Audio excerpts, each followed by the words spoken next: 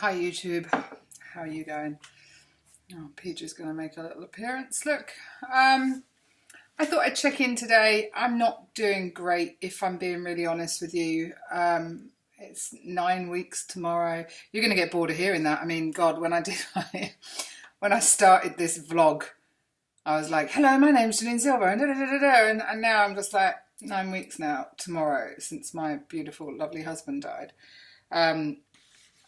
But yeah, and I keep telling myself not to rush this and not to expect too much, but I can only do and be what I am. I can't change the way that I am, and I'm really struggling, to be honest. This week has not been a good one. Is any week ever going to be good? Probably not. I can't function this week. I've burnt myself on a cooker more than once. Driving somewhere with my daughter, and we'd discuss where to park. I just feel like breaking down because I can't make a decision over where to park, and I'm getting angry at myself. I can't make a decision at all, actually. I planned to go to France today with a friend of mine. She got sick and couldn't come. I still went. I put my big girl pants on, but I take it all so personally. And it's not her fault she got sick and couldn't come. But I'm like, for fuck's sake, why is everything in my life so fucking hard? Yes, it's here to test me. Yes, it's here to try me. And whew, it's certainly doing that at the moment. To add insult to injury, I guess, I have an absolute wanker of a neighbour. I apologise in advance, by the way, or probably too late already. This is going to be quite sweary because I'm pretty angry.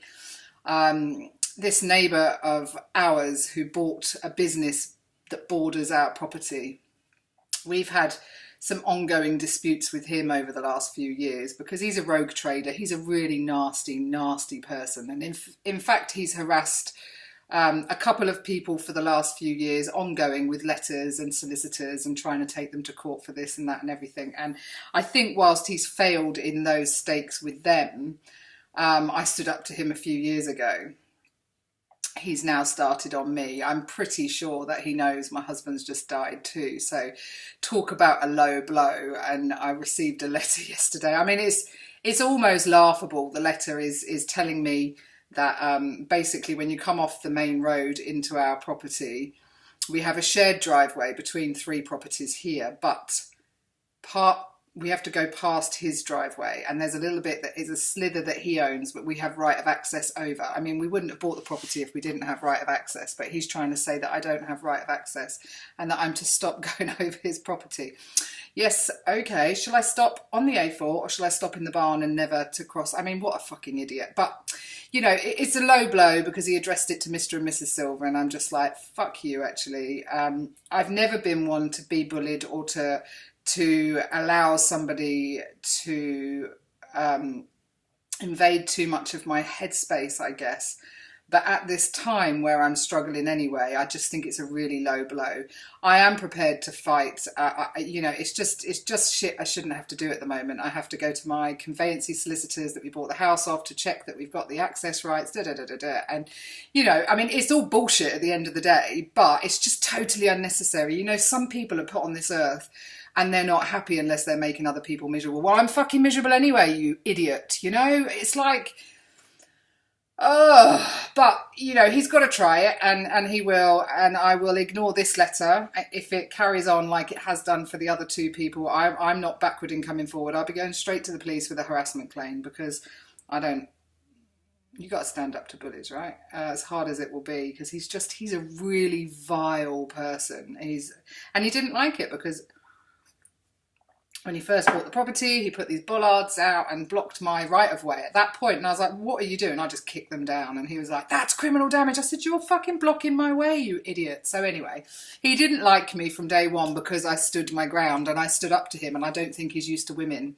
standing up to him. So even throughout all this time, the harassment that he's been giving to two other people, a lot of it is about me. And he wanted them to go to the police and tell a lie about me to get me in trouble, which is really bizarre because I don't do anything against the law. I just try and live my life in my little house. I want a little bubble, and I'm not trying to run a business. I'm not trying to rip anybody off. I'm not trying to do anything, actually. I'm just trying to live my life the best I can. And yeah, that doesn't involve making other people's lives a misery. If anything, I'd like to help people. You know, I've been a befriender for Sue Ryder, helping people that are dying. I'm not out there to make people miserable, but I will stand up for myself. I will completely not allow this man to do what he wants to do. And okay, at 3 o'clock this morning, I was awake thinking, what the fuck, you know, and I get angry, and I'm just like, I've got enough on my plate without that. And I know I've got the support of my neighbours and my friends and my family, and yeah, I'll do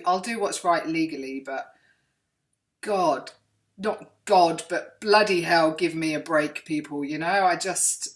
I need some peace and quiet. As like I said, I've cleansed my friends because I felt I wasn't really feeling it in that sense, and even now I'm just like, my face is completely broken out. This is really hard. And I think when I think about it, I mean, fuck that man, forget about him, but when I think about what I'm going through at the moment, where I thought I would start to get better, I think it seems that the further away I get from Howard's date of death, the worse I'm feeling, the sadder I'm feeling, and it's this uncontrollable emotions again that are keeping me awake at night. And so yeah, I'm going to go and see the doctor tomorrow. I'm going to go and be honest with her about how I feel and how I feel like I'm not coping. 9 weeks in, I should be leveling out or something, I don't know, but I'm not doing any of the above. I'm barely functioning. I can get up, I can get dressed, I can get showered, I can put my makeup on, but don't ask me to do anything else. I haven't shopped in weeks. I normally do a weekly shop. I haven't shopped in weeks. I'm just winging it, really, and I don't like just winging it. You know, I'm normally pretty organised with... I'm not actually, that's bullshit, but I am more organised than this, and I don't like this feeling of just existing. I want to live, and yes, I have to live with the grief that I've lost my husband, but somehow I need life to give me a break and help me on my way, if you like, because I don't want to feel so low and miserable all the time. It's just not me, is it? Anyway, I thought I'd just get that off my chest about my wanky neighbour. What an idiot. I mean, it is a low blow, right? Knowing, and he's headed it, Mr. and Mrs. Silver. I was just like, So I've been on to the solicitors today, my conveyancing solicitors, and they've gone back into the archives to get me the information that I need to check that. I just need to know that I have got a right of access, which we wouldn't have bought the property if we didn't, and then I'll go with it, but just could do without that, right? Oh, baby Ella's still struggling a bit. Claire was having some specialists go in and talk to them today and have a little look at things. So fingers crossed they've got some positive news. Sending out all of my love. Any bit of love that I've got left, I'll send out to baby Ella, and prayers and wishes still needed for her to get strong and get better.